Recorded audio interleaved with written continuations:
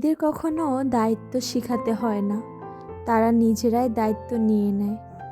মেয়েদের কখনো কোনো কাজ কিংবা কারোর প্রতি ভালোবাসা দেখানো শেখাতে হয় না। মেয়েরা জন্ম থেকেই খুব মায়াবী, তারা নিজেরাই সব কিছু সামলে নেয়। যে কোনো কাজ বলেন, কারোর প্রতি মায়ায় আটকে নেয়। প্রতিটি মেয়ের ভিতরেই মায়ের একটি রূপ থাকে, যে রূপের কারণে মেয়েটা আরও বেশি মায়াবী হয়ে যায়। আর সবগুলো দিকের ভিতরে অন্যতম একটি দিক হচ্ছে তার মায়া। আপনি যদি কোনো মেয়ের মায়ায় জড়াতে পারেন, দেখবেন সে আপনাকে অনেক ভালোবেসে আঁকড়ে ধরে রাখবে। মেয়েদের যদি একটি ঘর দেন, তারা খুব সুন্দর করে ঘরটাকে সাজিয়ে সংসার করে তোলে। মেয়েদেরকে যদি একটি পরিবার দেওয়া হয়, সেই পরিবারের মায়ায় বন্ধনে বেঁধে ফেলে। মেয়েরা সব পারে, তাকে কোনো কিছু শেখাতে হয় না। সেই ছোট্ট মেয়েটিও একদিন বড় হয়ে মা হয়ে যায়। সেই ছোট্ট মেয়েটি যে কিনা নিজের বিছানায় গুছাতে পারত না, সেও একদিন পুরো সংসারটাকে গুছিয়ে রাখে। হ্যাঁ, মেয়েরা সব পারে। হ্যালো এভরিওয়ান, আসসালামু আলাইকুম। কেমন আছে আমার মিষ্টি আপু ভাইয়ারা? যে যেখান থেকে আমার ভিডিওটি এখন দেখছেন, আশা করি দেশ কিংবা দেশের বাহিরে সকলেই আল্লাহর রহমতে সুস্থ আছেন, নিরাপদে আছেন। আমরাও আলহামদুলিল্লাহ অনেক ভালো আছি। GM মারফিস ডায়েরির পক্ষ থেকে আমি মারফি সবাইকে ওয়েলকাম করছি আমার নতুন আরও একটি ভিডিওতে। সুন্দর আরও একটি দিনের ভিডিও নিয়ে চলে আসলাম আপনাদের মাঝে। আশা করি শেষ পর্যন্ত আমার আপুরা অবশ্যই আমার সাথে থাকবেন। আর যদি কারোর কাছে আমার ভিডিও সামান্য একটু ভালো লেগে থাকে, তাহলে প্লিজ স্কিপ না করে একটি ছোট্ট লাইক করে ভিডিওটি কন্টিনিউ করবেন। বেশ অনেকটা কথা বলতে বলতে আসল কথাই কিন্তু বলতে ভুলে গেলাম। আমার এই সাজানো গোছানো ছোট্ট পাখির বাসায় আজ একটি দোয়েল পাখি আনাগোনা করছিল। কি যে ভীষণ ভালো লাগছিল দৃশ্যটা। প্রায় দেখা যায় আমার বাসার ভিতরেই দোয়েল পাখি এসে পড়ে, আর ওরা বোকার মতো আসার পরে যখন জানালা বন্ধ দেখে তখন আর বের হতে পারে না। সেই বন্দি খাঁচার জীবনটা পাখিদের সাথে একদম বেমানান। পাখিরা মুক্ত আকাশে যখন উড়ে বেড়ায়, তখনই ওদের দেখতে বেশি সুন্দর লাগে। খাঁচার ভিতরে কোনো আটকা জায়গায় পাখিদের শোভা পায় না। যখন ওরা ভিতরে আসে ছটফট করে, বের হওয়ার উপায় না পায়, সেই দৃশ্যটা আসলে অনেকের কাছে ভালো লাগলেও আমার কাছে কিন্তু তখন একটু কষ্ট অনুভব হয়। হ্যাঁ, এটা ভালো লাগে, আমার বাসায় আজকে পাখি এসেছে, তবে ওরা বের না হওয়ার আগ পর্যন্ত আমার ভিতরে খুব খারাপ লাগে। ওরা যে স্বাধীনভাবে মুক্তভাবে উড়ে বেড়াতে চায়, যখন ভিতরে চলে আসে কোনো খাবারের সন্ধানে, তখন কিন্তু বের হওয়ার উপায়টা ওদেরকেই বের করতে হয়। সকালবেলায় আমি চেষ্টা করি দুপুরে রান্নার কাজটা তাড়াতাড়ি করে ফেলতে। ইদানিং দেখছি আমার মেয়েটা খুব বেশি দুষ্টামি করছে। ওকে সময় দেওয়াটা এ সময় অনেক বেশি প্রয়োজন। তাই আমি চেষ্টা করি সকাল হওয়ার সাথে সাথেই যতটা সম্ভব কাজগুলো এগিয়ে নেওয়া যায়। সকালে নাস্তাটা অনেক সময় স্কিপ করে ফেলি, যাতে তাড়াতাড়ি কাজগুলো করে আমার হাতটা ফাঁকা থাক। তাতে করে আমি আমার মেয়ের সাথে অনেকটা সময় কাটাতে পারি।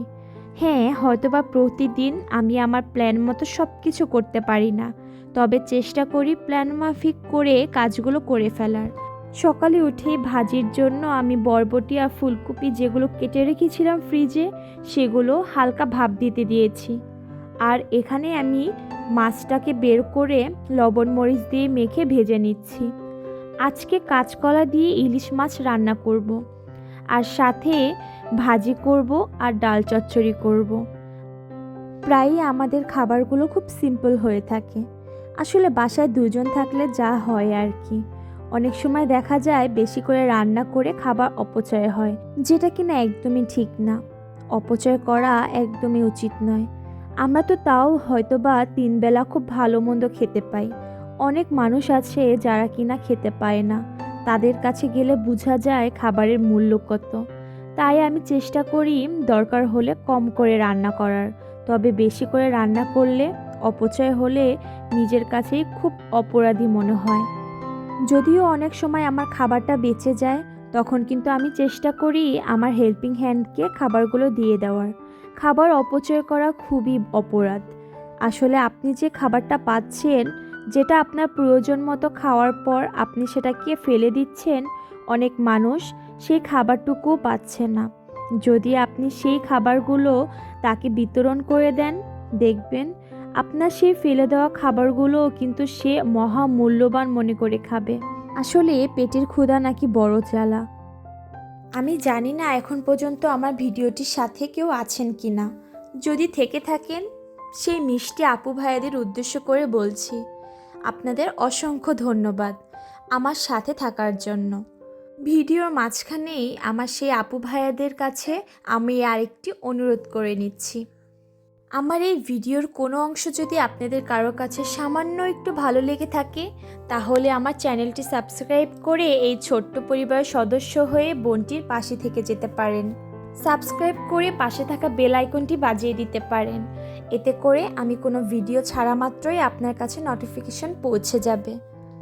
আর আপনারাও আপনাদের ব্যস্ততার সময় কাটিয়ে অবসর সময় চাইলে আমার ভিডিওটি দেখে নিতে পারবেন। ইতিমধ্যে যেসব আপু ভাইয়ারা কাজটি অলরেডি করেছেন, তাদেরকে অন্তরস্থল থেকে অনেক অনেক ধন্যবাদ আর অনেক ভালোবাসা রইল তাদের প্রতি। রান্না শেষ করার পরে আমার প্রধান কাজ হচ্ছে রান্নাঘরটাকে গুছিয়ে ফেলা। রান্নাঘর গুছিয়ে ফেলার প্রথম কাজ হচ্ছে চুলাটাকে পরিষ্কার করে ফেলা। আসলে প্রতিদিন রান্না করার ফলে কিন্তু উপরে একটা তেল চিটচিটে ব্যাপার হয়, আর সেটা যদি রান্নার পর প্রতিদিনকার মতো কাজ মনে করে ফেলা হয়, তাহলে কিন্তু ডিপ ক্লিন করাটা খুব সহজ হয়ে যায়। তখন কিন্তু ডিপ ক্লিন করতেও খুব একটা কষ্ট হয় না। আর যেহেতু রান্নাঘরের চুলাগুলো পরিষ্কার থাকলে তখন রান্নাঘরটা এমনি এমনি খুব সুন্দর লাগে, খুব পরিপাটি লাগে দেখতে। আর দেখবেন রান্নাঘর যখন গুছানো থাকবে, তখন কিন্তু আমাদের মতো গৃহিণীদের মাথাটা অনেকটা ঠান্ডা থাকে। আর সব কিছু যখন পরিপাটি থাকে, তখন কিন্তু মনটাও অনেক ভালো লাগে, যে কোনো কাজ করার আরও উৎসাহ পাওয়া যায়। যখন এই কাজগুলো প্রতিদিন না করে একবারে আপনি অনেক দিন পর করতে যাবেন, তখন কিন্তু অনেকটা সময় লেগে যাবে আর সাথে পরিশ্রমটাও অনেক বেশি হবে। তবে যদি রেগুলার রান্না শেষে 5 মিনিটের মতো হাতে সময় নিয়ে কাজটি করে ফেলেন, তখন কিন্তু রেগুলার আপনার রান্নাঘরটা পরিপাটি থাকছে, একবারে অনেকটা কাজ আপনার মাথার উপর পড়ছে না। আমি যে বাসাটা থাকি, সে বাসায় যেহেতু কোনো লাইনের গ্যাস নেই, তাই আমাকে সিলিন্ডার গ্যাস কিংবা ইলেকট্রিক চুলাটা ব্যবহার করতে হয়। যেহেতু পাশাপাশি প্রতিদিন আমি দুটো দিয়ে রান্না করে থাকি, তাই আমি দুটো চুলাকেই ভালোভাবে ক্লিন করে নিচ্ছি। দেখেন, ইলেকট্রিক চুলাটার উপরে যে একটা মোটা আস্তরণ পড়েছিল, সেটা কিন্তু খুব ইজিলি হালকা একটু ঘষার ফলে উঠে যায়। যখন দাগগুলো উঠে যায়, একদম ক্লিন হয়ে যায়, তখন কিন্তু দেখতে অনেকটা সুন্দর লাগে। আমার কাছে তো মনে হয় একদম নতুনের মতো চকচক করছে। যেহেতু রান্নার এখানে আমার আশেপাশে কোনো জানালা নেই, তাই এখানে আশেপাশে যে জিনিসগুলো থাকে, সেই জিনিসগুলোতে খুব বেশি পরিমাণে তেল চিটচিটে ভাব চলে আসে। তাই এগুলো যদি রেগুলার শুকনা কাপড় দিয়ে মোছা না হয়, তাহলে কিন্তু এই তেল ছিটছিটে ভাবটাকে রিমুভ করাটা অনেকটা কঠিন হয়ে যায়। তাই আমি সবসময় চেষ্টা করি কাজের ফাঁকে ফাঁকে শুকনো কোনো কাপড় দিয়ে আমি হালকা করে মুছে ফেলি। আর এই যে আমি যে টেবিলটাতে করে চুলাটা ব্যবহার করছি, এই ইলেকট্রিক চুলার রান্না করার ফলে এই টেবিলটা অনেকটা পরিমাণ নোংরা হয়ে যায়। আজকে আমি আপনাদের বলবো আমি কেন শুধুমাত্র রাতে ভিডিও করি, সকালে কেন কোনো ভিডিও করি না, কিংবা দুপুরেও কেন কোনো ভিডিও করি না। আসলে আমি ভিডিও যখনই করি না কেন, আমাকে আমার লাইটটা অন করে রেখে করতে হয়, কিংবা আমি ভিডিও ছাড়াও যে কোনো কাজ করলে আমার রান্নাঘরে লাইটটা জ্বালিয়ে রাখতে হয়।